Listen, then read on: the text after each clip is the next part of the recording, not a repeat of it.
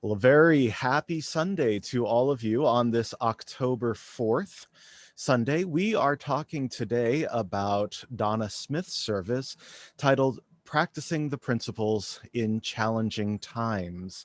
So I believe Laura Lee wanted to talk first. I found it extremely interesting, and I appreciate all the talks on the 7 principles because my brain is like Swiss cheese, and I don't comprehend things as quickly as I should. But I'm old, But anyway, it it um, it was interesting to me. At one point, Donna was about chaos and the results of chaos. Uh, I thought your talk was extremely apropos for this period of time in our lives. Oh boy. Uh, what uh, what what made me think a little deeper was uh, throughout the history of the creation of the world, we've had disasters and chaos and such. And it seems, I'm not a real history buff, but it seems to me that out of the chaos, generally there's improvement in our in nature or our world around us. And I was thinking of the is that does that mean my time's up? No, you're fine. But No, I I just stated pardon? Could Yeah. you speak a little louder You want me to speak louder? or lean towards your microphone? I don't know where the microphone is. It's next to your camera. But that's okay. You were asking about, yeah, you were asking about examples. Yeah, yeah, and and um, uh, and then I had one other point that irritates me. Uh, doesn't really, yeah, it kind of irritates me. But anyway, uh, we're so intelligent this day and age. However, if you look at the Roman Empire, they built aqueducts to bring fresh water down to Rome. And it seems ironic to me that on our East Coast, we're having total floods and hurricanes and such. And on the West Coast, we're having fires and drought. And why can't our Army Corps of Engineers transfer all that flooded water over and put our fires out? Of course, they didn't really call and ask for my opinion, but and I'm sorry, I don't know why I got off on I think I got off subject. Well, I do. But Okay, that's my contribution. I will relinquish the floor to someone else. Well, something that I would say is that you were talking about, Donna was talking about everyone taking responsibility for our communities and for our world. And what you were saying, Laura Lee, really, said, share the water over to our side. And, I don't know how they would do that, but, but just taking responsibility. It's not just the West Coast problem. It's not just the East Coast problem. It's more than that. Yes. Yeah. And I would like to say, Laura Lee, number one, you know what I do? I get younger and younger every year. Well, bless your heart. And I wouldn't use that word older anymore. Oh, I use that. I use that as an excuse. Well, if you're using it for an excuse, that's different. But I also wanted to comment on the very astute point that you made, that there is chaos and then there is, something good that comes from that. Yes. And if you have ever read Barbara Marx Hubbard's work, that this is exactly what she writes about, that in our evolution, it seems like we have a period of great chaos before we jump in consciousness. And it just seems to be our pattern, which means that, kind of like what we have been doing, we go along in complacency and all of a sudden it doesn't work anymore. We go through all the chaos and then we say, oh, okay, we got to do something different. And maybe that's just our pattern. But you know, as I've said before, chaos is not necessarily bad because it brings to light some things we need to look at. Yes, and that I agree So, with so yeah. completely. Yeah. Yes. So, and I don't know what to say about the water from the East Coast coming from to the West Coast. Yeah. But you know, there's a lot of water mains throughout the whole United States. Maybe they could connect them and get it through really fast. Who knows? Here, Yeah, we, I- we ought to text the Army Corps of Engineers and. Yeah, we should. Hey, we've got the solution. Yeah. I think there's a little bit of a size difference between Rome and the United States. Yeah. Thanks. No, That's true. That's true. Uh, However, And elevation differences between the East Coast Well, and the West Coast that's true. and all that stuff. Just think of All the that physics of it. jazz. So we have been joined by Glennis, Julianne, and Connie. Although Connie, I don't see your video working, which is fine. But Hi, yes, everybody. so we are. I think what I will do, because we do have such a large group, is I'd like to mute everyone, and then I'll unmute you as needed, if that is okay with the crowd. So let me. Okay, so Donna is unmuted, or wait a minute. There we go. Now Donna is unmuted. And if anybody would like to speak, type into the chat or wave your arms around like a crazy monkey. Well, Donna, okay, so I have a question about, do you have, one of the problems that I ran into with my talk, which included, you know, being a discussion of evil. And is there a dividing line? And I'm glad that Julianne's here because she mentioned something about detectable chromosomal, like either deficiency or abnormality where you can predict violent behavior. And I since that talk, I like just scoured the internet. I couldn't find, so maybe you can, Julianne, hop in at some point and talk about that. But where is the dividing line between, oh, you know, our shared humanity and our, you know, that we want to see inherent goodness, especially with regards to the first principle, and where a person just cannot be integrated into society. Yes, I agree that there are people whose egos have overtaken them so much, whose experiences have been so negative that they have come to this place in their existence that they just don't know. Or you were talking about maybe it's an actual physical chemical or something Right. that has caused that. And I truly believe that those individuals really need to be taken out of society Okay. so that they cannot harm anymore. However, I think taking them out of society and putting them someplace where we can find solutions and help them is the difference. Because every human being, I truly believe, is a being of compassion and love.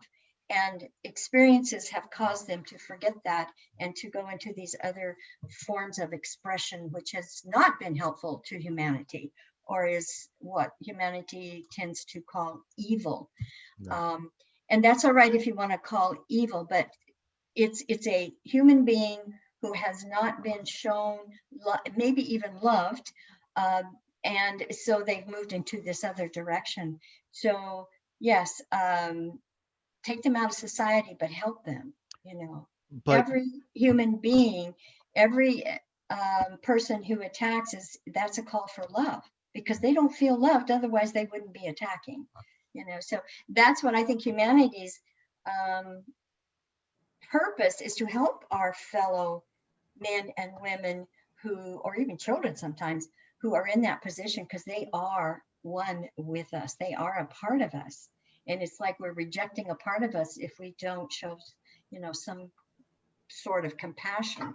And I know that's difficult, especially with some of the deeds that are, you know, that some of them do. But it doesn't negate who they are do you in think, their essence. So do you think that justice can exist without punishment?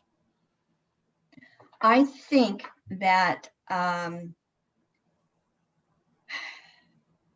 for instance, the A Course in Miracles says we think upside down. We feel like if somebody does something, then we have to make sure that that we do something equally, to show them, I don't believe in that. I believe in helping them. And I think punishment is actually a process of doing exactly what they're doing in just a different way and being justified in a different way. I don't believe if someone kills somebody that they need to be killed.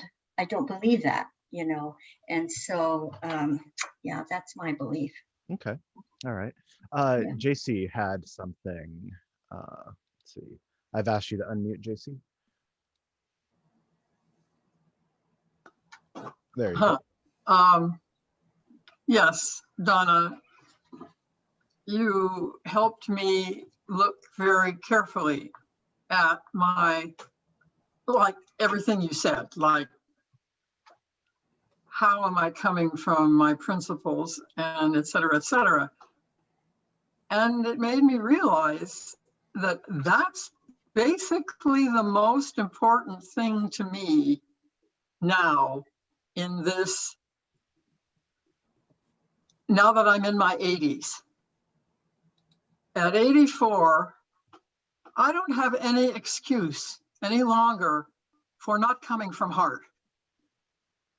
And I listen to my behavior, and I'm sorry for those who may be upset by this next remark, but my yelling back at the president on the TV set, I sound totally unacceptable.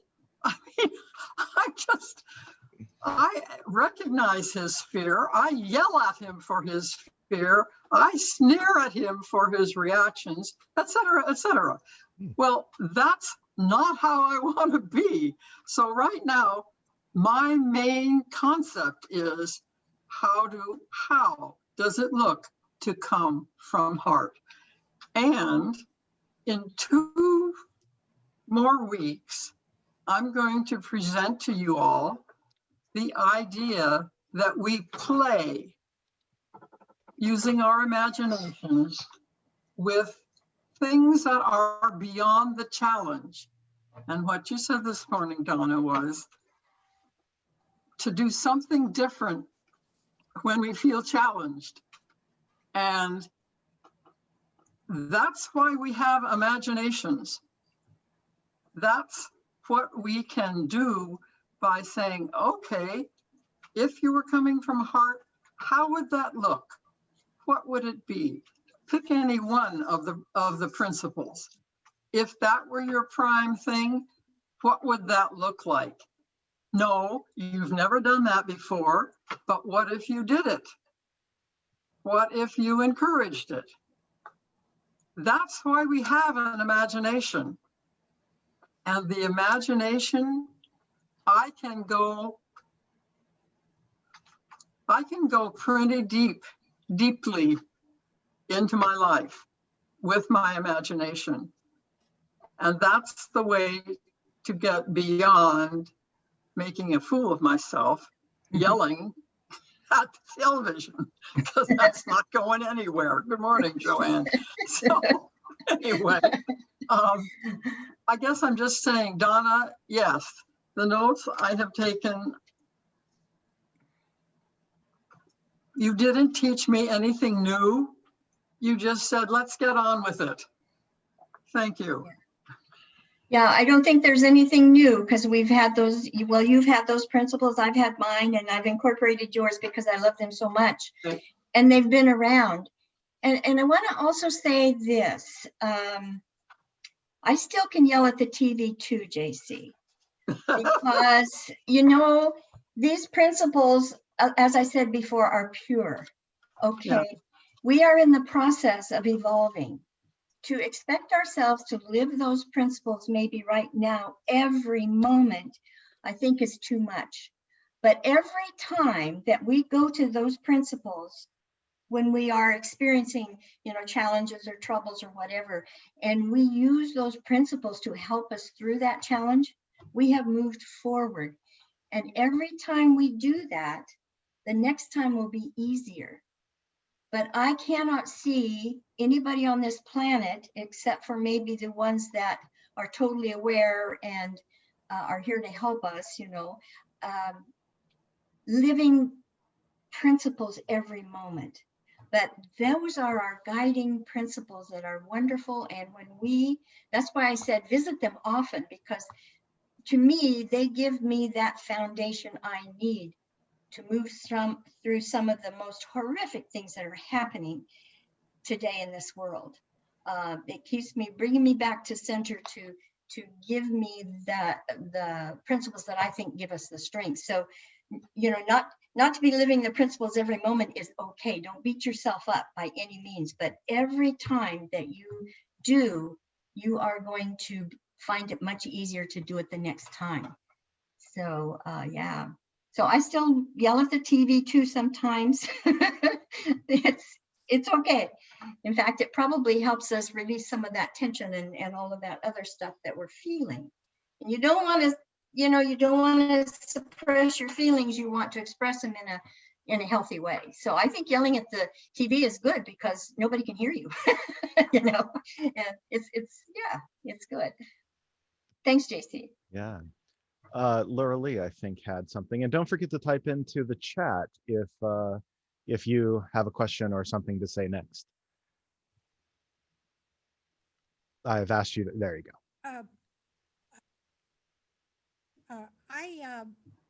When Donna was talking, Yeah. Hey, came could, across my mind. yeah, real quick, could you bring the computer closer to you? It's something about, I might need to get you a microphone. So. Well, I don't know. There was a note on my computer that said something about my band width is low. Yeah. or Okay. something. Okay. Yeah, that's Okay, well, probably what it whatever. is. You're better now, so go ahead. Okay. Anyway, the thought came to my mind, you know, rather than killing them off, to try and help these people. And Charlie Manson was one that was brought to my mind, and he was obviously ill and needed care. And then, of course, Adolf Hitler came to mind, as well as Saddam Hussein. And I don't know how they could have been helped. Again, out of chaos comes improvement. You know, Germany is a decent country today. And anyway, I digress here. But I don't know. Like I said, Charlie Manson needed psychological and medical help. I don't know whether his brain had just been, you know, destroyed with drugs or what. But I watched a Adolf Hitler documentary, and from a very young age, he had this superiority complex. And I don't know how that could have been overcome with his drive and his ambition. I don't know, just throwing out those thoughts that I had. Yeah. I'm done. So are you saying that maybe some people we cannot help? I think everybody can be helped, and some of them might be a really big challenge, like Charlie Manson. But the alternative of choosing to, you know, get rid of them or put them in a cage like an animal certainly isn't a viable option to me, because that's again going against who we truly are, you know. And if we really want to live the principles and show compassion and love to everyone, we have to show it to everyone. Yeah. You know. And yes, he may have needed medical help, all kinds of help, but that's where we need to find out how can we help them and then do that. And I just kind of personally believe that the essence of everyone is really good and divine. And it is humanity that has helped some people go in that other direction because they have not been shown that they're loved.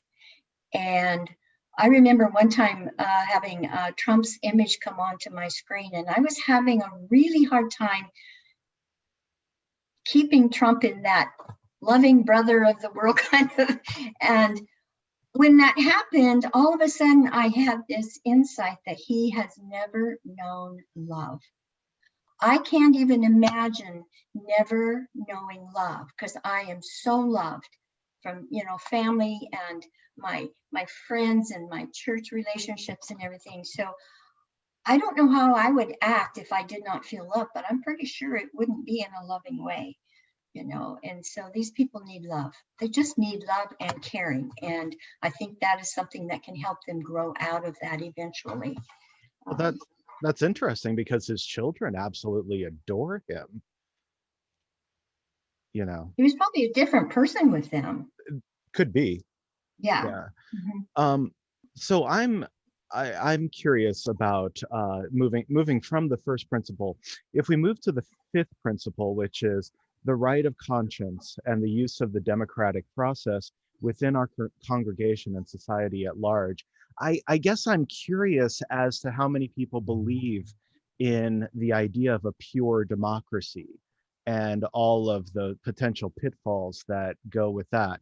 So for instance, it's attributed to Benjamin Franklin.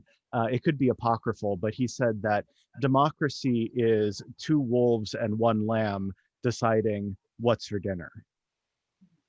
What does that mean? Well, if two wolves and one lamb are trying to decide what's for dinner, then who's going to be in the majority? But I mean, applying that to our situations, what I mean. Well, I see. Okay, so for instance, okay, there is a debate raging, and it seems to be left versus right about, take for instance the Electoral College. Right now, we don't have to talk about the Electoral College, but eliminating the Electoral College would get us closer to a pure democracy, right? Yes. Yeah. And is that a good thing? Because if we are looking for the democratic process in our community or our congregation or society at large, are we genuinely stepping in the right direction, or does it mean something different? Right? Mhm. Does it mean, does the democratic process mean something different than a pure democracy? Yes, I agree, because right now what we've called democracy is not working. It's not working. Look where we are right now, and look who is controlling everybody based on their beliefs, not the beliefs of the people. I mean, I think the voices of the people are just being, slowly but surely taken away. So, it's a matter of definition to me, because democracy to me means an open way to express your voice and not let it be taken over by an electoral college that seems to think that it knows better than the people. I just don't believe that, because when the people speak, then that's what the people want.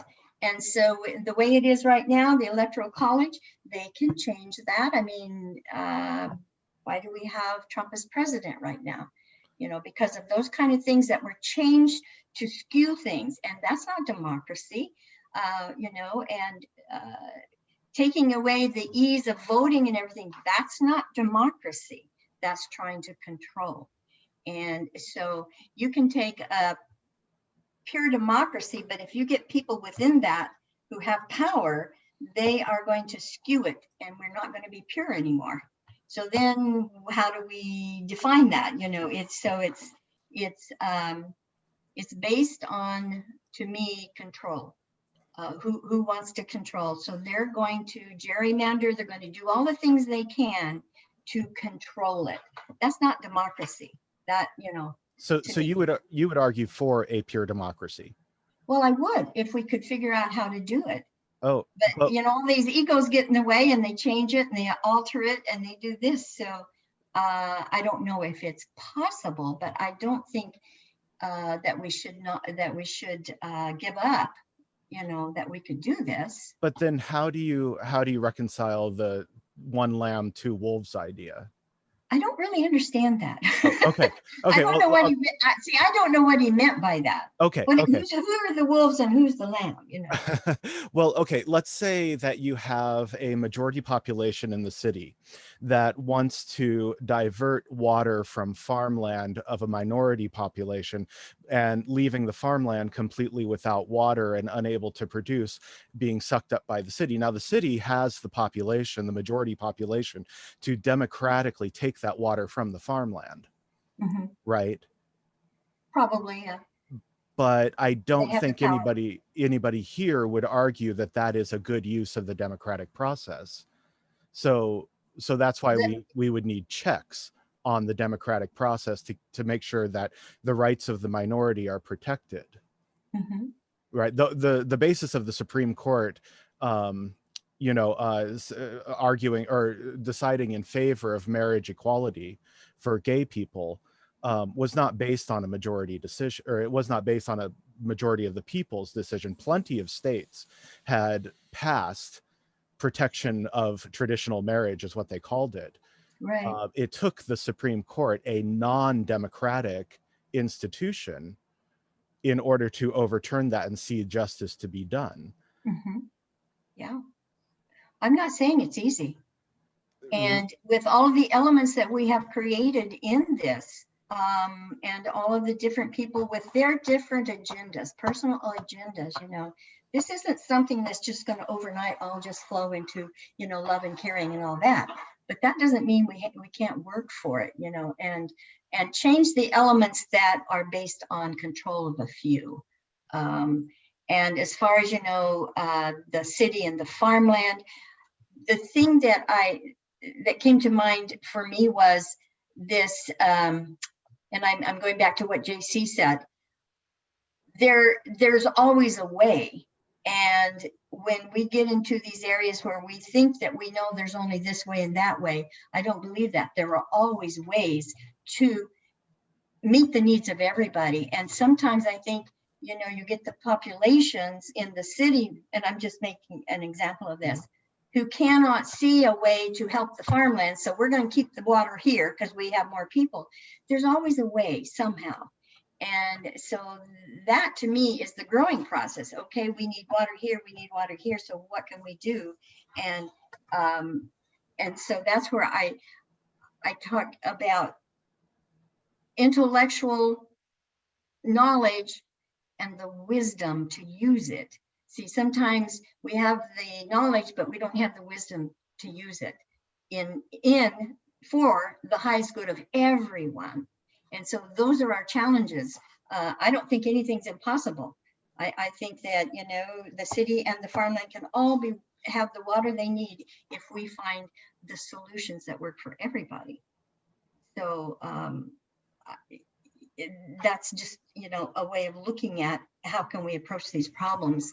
And sometimes they're not looked at that way. Sometimes the imagination, as JC was saying, is not used to find different alternatives. And there are many. I was watching this program about, growing food.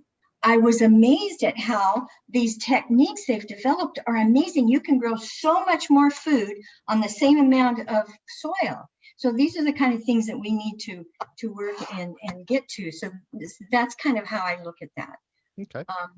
Yeah, I still don't understand the two wolves and the lamb. So, but if I'm addressing it, I hope I am. Okay. All right. Fair enough. We won't. I don't want to go down a terrible philosophical rabbit hole. Paul has his hand up, and then Joe. So Paul, I've asked you to unmute. Let me ask you to unmute one more time. Okay, one more thing about the wolves and the lamb. Can you hear me? Now we can. Yeah. Okay. I just have one more point to make about the two wolves and the lamb. What's for dinner? The biggest flaw in that as a pure democratic process is the sense of self-interest. The wolves have a self-interest to have the lamb for dinner, Right. which would override the lamb's vote in what they'd like to have for dinner. Maybe the lamb would have grass. The wolves may not like that, but the wolves in the voting for the lamb would be self-interest. And I think that is the reason why there's a need for checks and balances, is that people tend to, I think, operate out of a sense of self-interest without regard for what the lesser or the minority may think. So I think that if we could eliminate self-interest and everybody to the democratic process, it would be wonderful. Hmm. But I don't think we're not there yet. No, but we shouldn't give up trying to get there. But I agree with you, Paul. Self-interest No, we seems to be, So the name of the game these days. Yeah. I don't think we should give up. I think this is our destiny, is to keep striving to find the goodness within our hearts and extend that into the human condition. Yes, I agree. Great. I agree. Thank you, Paul. That was great. And Joe, oops.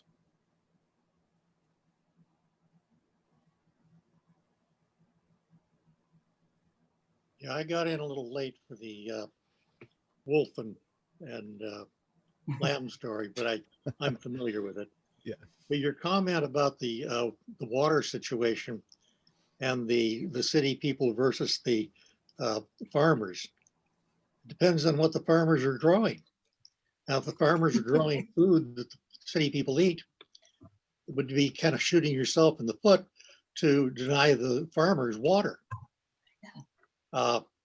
However, you also have to be able to have water to drink and wash your dishes and bathe your body and things like that. So there needs to be a balance figured out. And it's, it's always going to be a balancing match to figure out what is good for all sides. And, I think if the farmers were growing some kind of a crop that they were then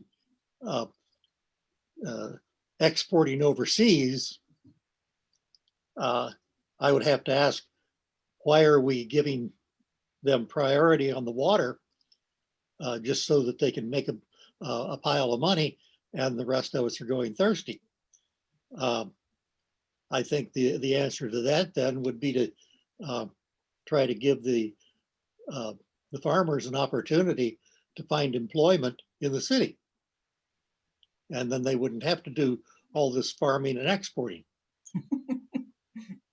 But, so it is one little thing is going to open a great big can of worms. And you have to remember, every situation is different, and we can't use the same solution sometimes for everything just across the board. And that's what we tend to do, and it just doesn't work because we really don't have the particulars of a certain situation. Well, and address that instead of just applying, this template over everything. It doesn't work. It just doesn't work. without getting to the weeds, because this is not my Sunday, and so I don't want to monopolize the time. But the point is it wise to have a majority rule premise? That if the minority is always at the mercy of the majority, is that really the kind of society that we want to live in? And that's what a pure democracy is. It's a majority rule situation by definition, and also don't forget that if we wanted a pure democracy, then everybody gets a vote. That would mean from infant to invalid, you know, because otherwise you're canceling out people's voices. That's all I'm like I said, it's not my Sunday, but you know, I try to keep these conversations lively. So Well, and I think our response to all of that will change when our consciousness changes. It'll look differently when we raise our conscious. That's what I'm saying, because right now we're in this consciousness, we're trying to use this consciousness to solve our problems, and we need a higher consciousness to do that. So, you know, it's a matter of going above to find the answers. And when you're down here in the pot boiling and everything, you're not going to necessarily find the answers because you're so involved in that consciousness. And when you're in the lower consciousness, you really do go into the self-interest because you feel that that's correct. And so, and that's why we go into our suffering and our pain, because we're hurting each other instead of trying to work with each other. So, you know, that when you move to a higher consciousness, everything looks different and you find amazing solutions that you never thought about. So, yeah, I don't know if we could ever, especially in this world, if this is Earth school, I don't know if we could ever find or even define what pure democracy really is. So yeah, it's a process. It's just a process that we're going through. Lauren wanted to chime in. So I just wanted to make a comment about this because I know there's no easy answer, but something that I really appreciate about Joe Biden is that he talks about working across the aisle.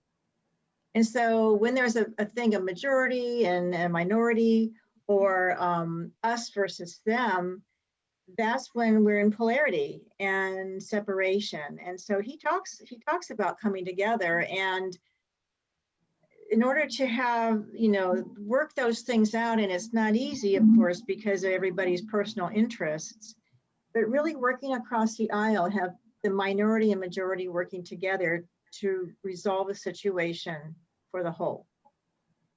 And which is what I get a lot out of the principles, unity and Unitarian, absolutely. Universal.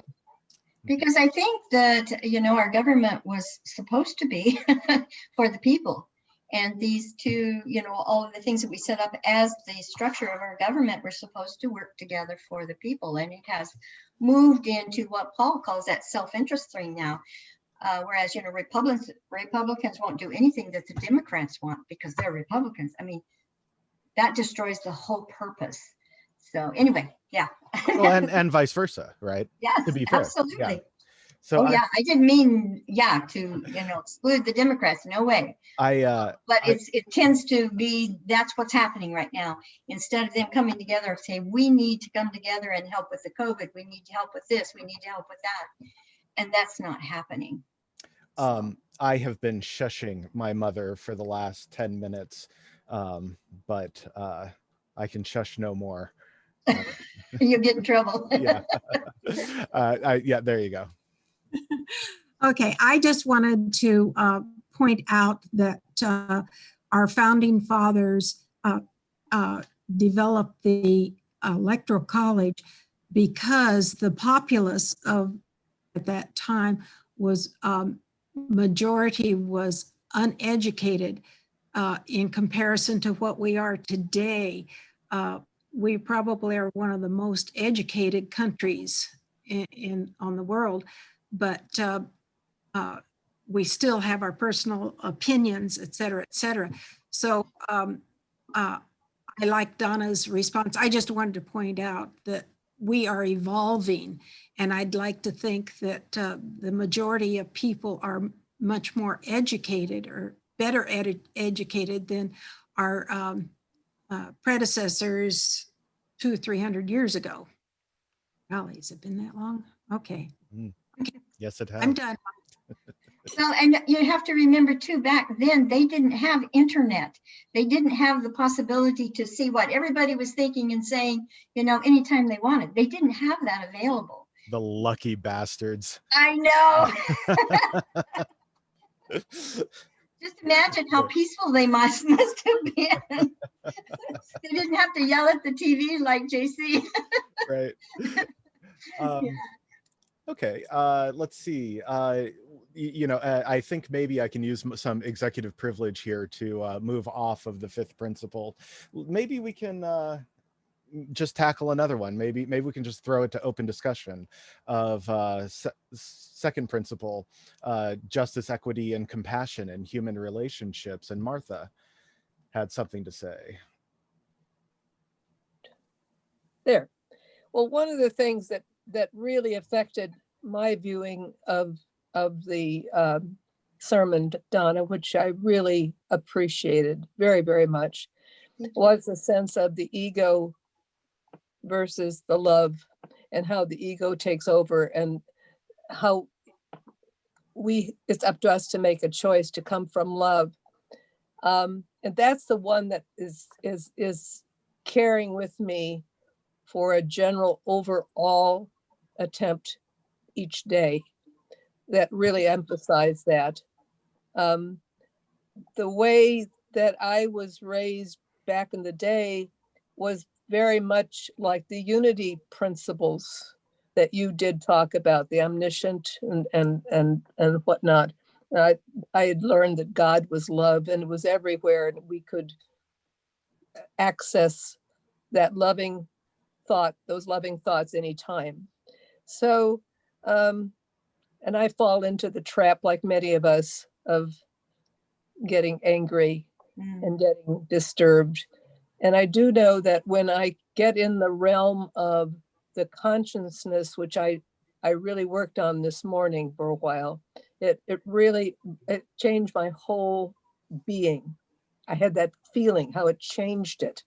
So I know that this is such a valid, real thing. At least I'm feeling it. I'm sure many of us are.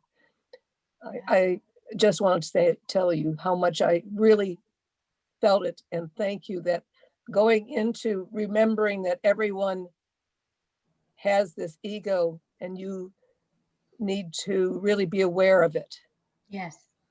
And that your words of evolvement, being at the process of evolvement, Yes. realizes I'm probably over here on this integer over here, and maybe I'll get over here eventually.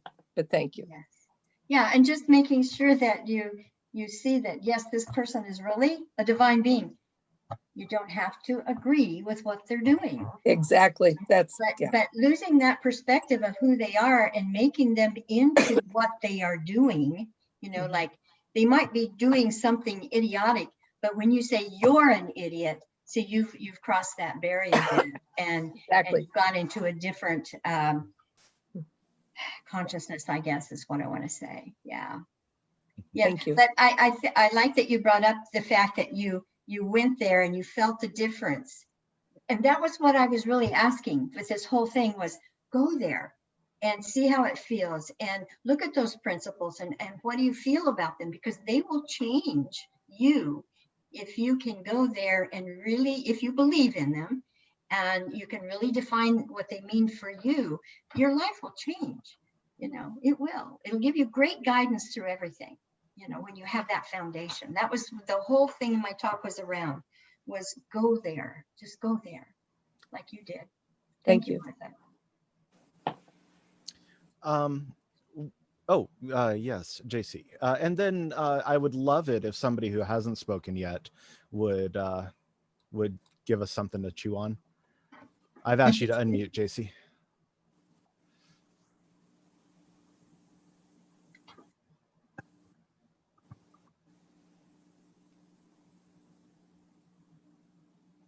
Looks like she might be having some trouble.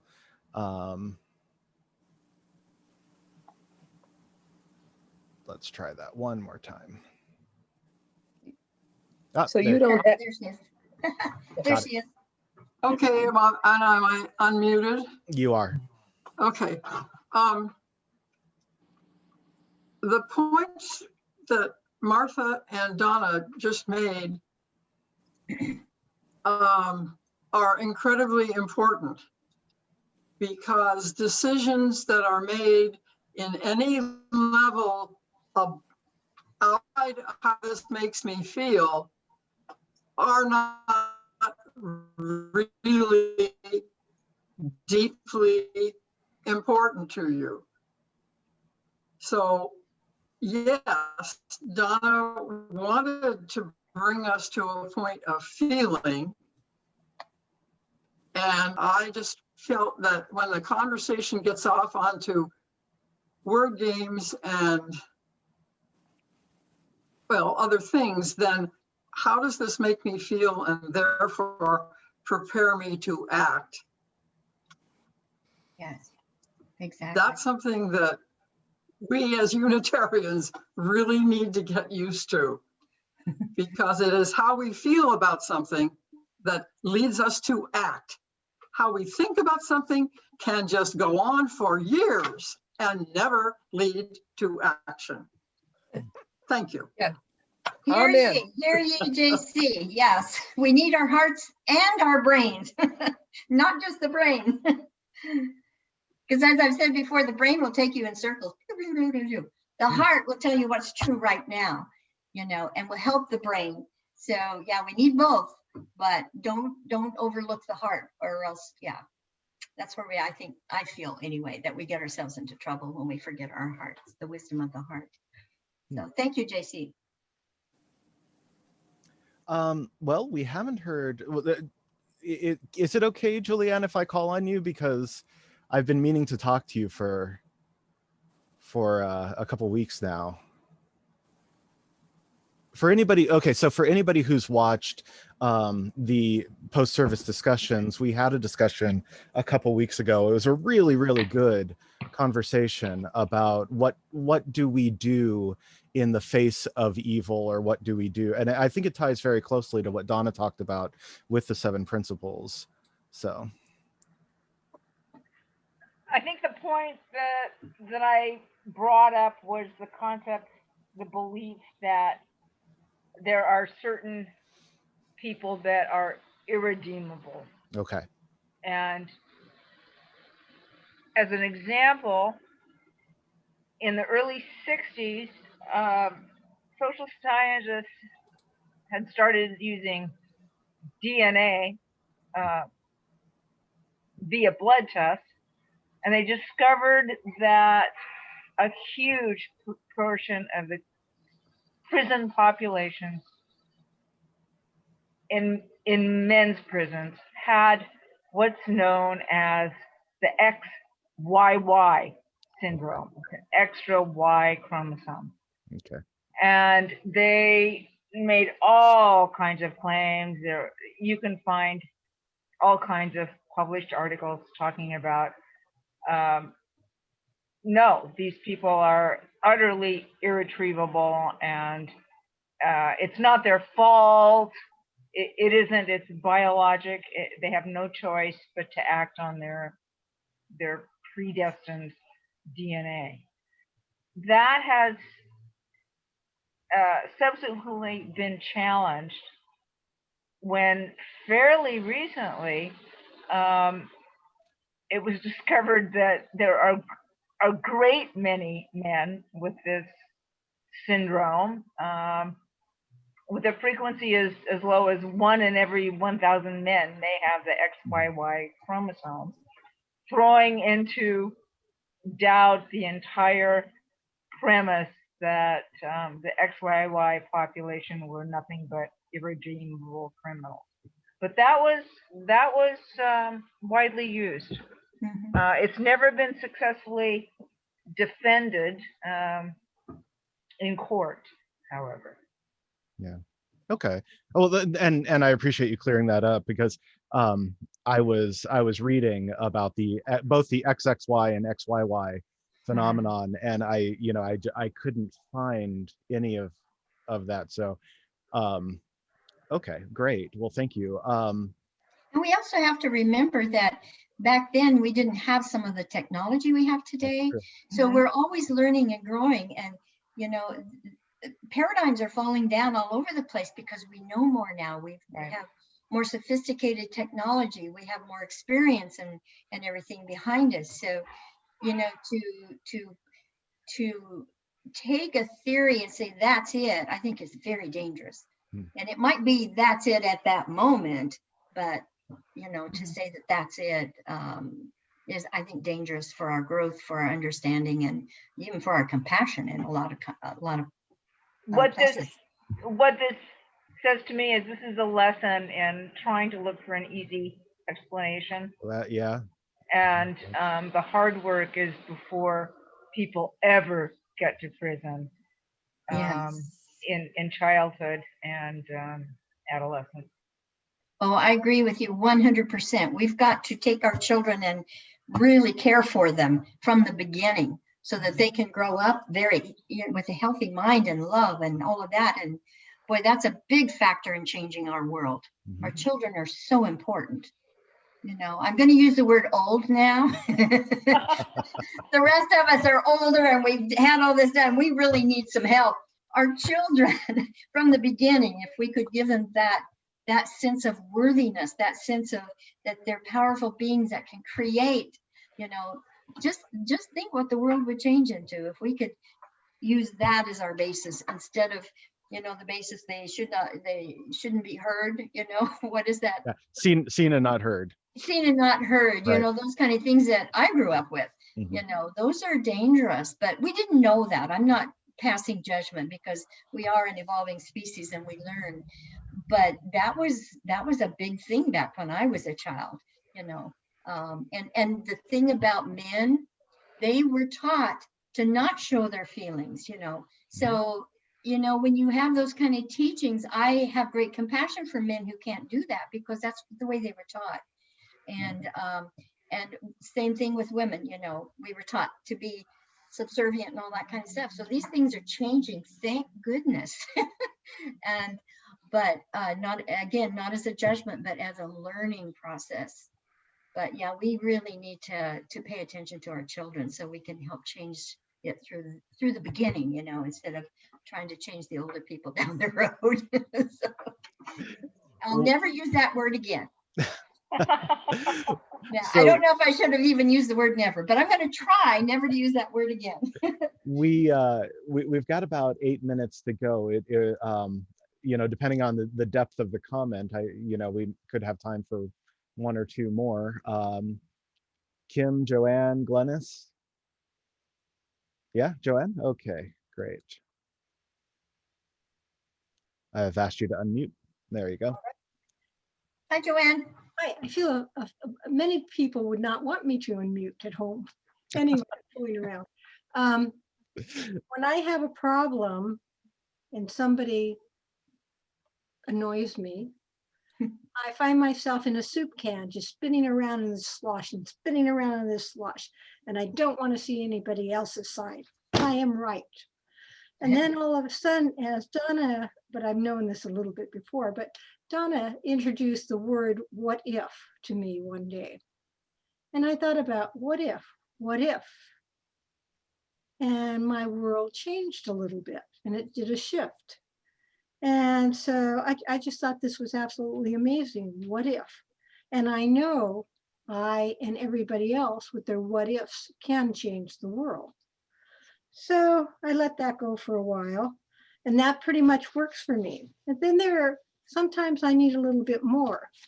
So I'll come into my office and I'll sit down in my little chair, and across from me, I will see that imaginary person that has annoyed me. And we chat. And it's very interesting to see my perception or what the person is saying. And they have valid issues or valid feelings. So as that goes on, I may agree, I may not agree, but at least in the end, I let that person go in love. Yeah. Yes, very good point. Exactly what I was trying to say in my talk. And the Aborigines, they have a process where when they have a disagreement, they stand and face each other. One person gives their opinion and the other person gives their opinion. And then they trade places and they argue for the other person, So it helps bring in all of the different things that can help them come to maybe not agreement, maybe it's agreement to disagree, but still, come together and appreciate and respect the other's opinion. And we need to do that more and more here. Yeah. I know. Yeah. I Thanks, think, Joanne. yeah, we've got time for one more. Opening the floor, unless all things have, oh, okay, Julianne gets the last word. Glennis had her hand up too. That's true. Yeah. I had started to type into chat that the universe presents you with at least one irksome person every day. The more often you fail that test, the more frequently that irksome person shows up. The minute you stop being irked by the irksome person, you have learned the lesson of equanimity and generosity, and you will let it roll off, and you will not be presented with any more irksome people. Yay, Julianne. You see, Great, yes. I was going to say, and if you don't meet an irksome person during the course of the day, it's probably you. Exactly. All right, so I misspoke. It looks like Glennis gets the last word. Oh, okay. Well, I just wanted to add, this has been a brilliant conversation, by the way. So many good ideas, but I just wanted to say that I don't yell at the TV as much as I yell at people in the car. And it turns out that I find that if I humor myself out of it, like I'll say, well, you rotten guy, you know, I know you just sat up all night trying to figure out how to tick me off, you know, and pretty soon the feeling of maybe annoyance or whatever you want to call it, irksome person is not it's not his problem, it's my problem. And I like to actually add just one more thing. It's about the practice of, and it takes practice. It's something that I've been working on for years, and that is sending out love, no matter how it comes about and no matter what form it takes. It's the love energy that needs to be exuded from everyone toward, and respect and compassion. And it's just something that to me is a work in progress, and it's taking practice, but it's doable. And you know what's going to help? Every one of us as an individual doing that, because, you know, everything anybody says, thinks, or does affects the all. So when we get to that tipping point, okay, and I think we're getting there actually. It doesn't seem like it, but we're going to get to that tipping point where that's going to be the norm, you know, that we're giving love instead of hate. So yeah, great point, Glennis. Thank you. Well, Donna, I don't suppose you can send us off with a good thought or a good message.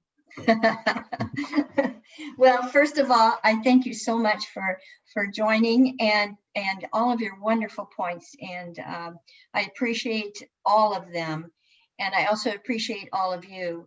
And I think as we work together and help each other to remember our foundation, our beliefs, and express them, you know, that's what's going to make the change, and that's what's going to create the world. So, you know, we're strong, we're powerful. Let's just do it. Let's just do it. That's my message. Let's do it. So I love you all, and thank you so much for coming. Yes, and we love you too. And check back again next Sunday for another fantastic discussion. Thank you all. I hope you have a beautiful day. Bye, everyone. Bye, everybody.